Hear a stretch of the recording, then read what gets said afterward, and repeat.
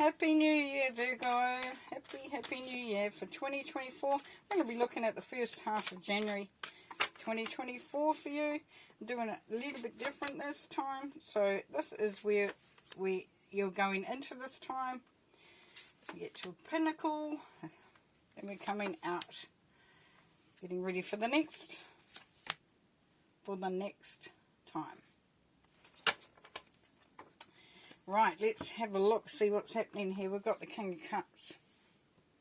So, yeah, some of you connecting with someone very romantic, very loving, but for others it's that you are feeling actually as you go into the new year there, Virgo, you're feeling quite connected with yourself, quite calm, there's a feeling of contentment there, a feeling of stability. You know, the King of Cups, he knows how he feels. He's really at home with his own emotions. You know, and he feels contentment within himself. He's also open to feeling and expressing that as well. So there's, you know, if you've been fearful, if you've not been wanting to sort of letting your heart come through, your heart energy coming through, then this is the time where you can feel safe to do it, which is really, really nice. Not forgetting that the heart is where the energies are coming into. We're moving right into our heart space with the new energies. And then we have the Page of Wands. So this is where you say, you know, this is where the excitement starts to build.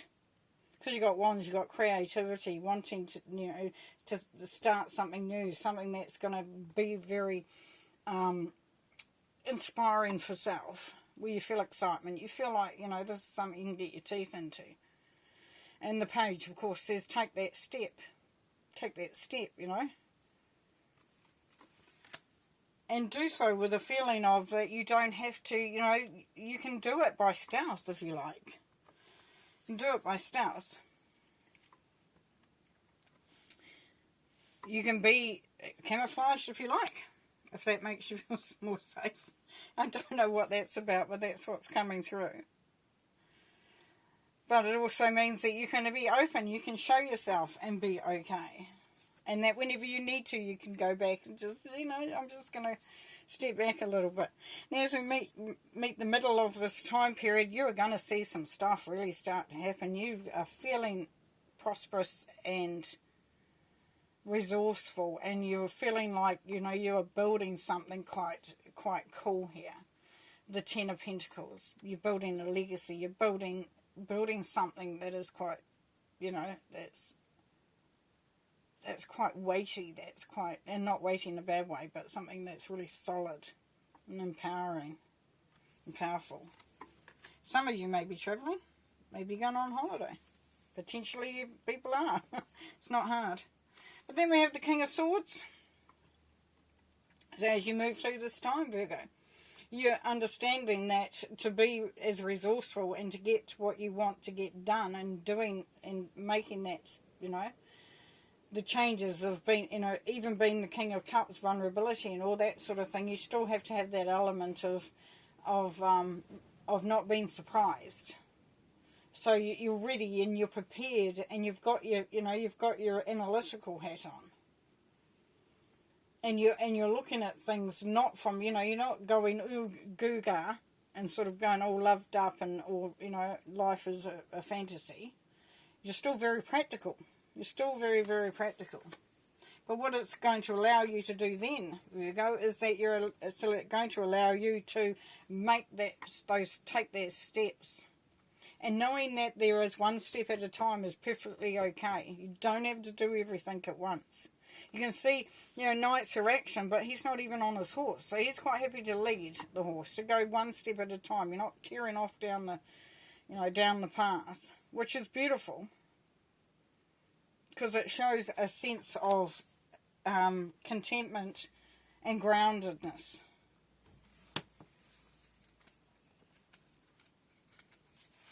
So what we've got the feeling of being open, the heart opening here as we move into the new period, and that, you know, and it's allowing you to feel that, start to get that optimism, that itch to do something creative, to do something special, to do something worthwhile.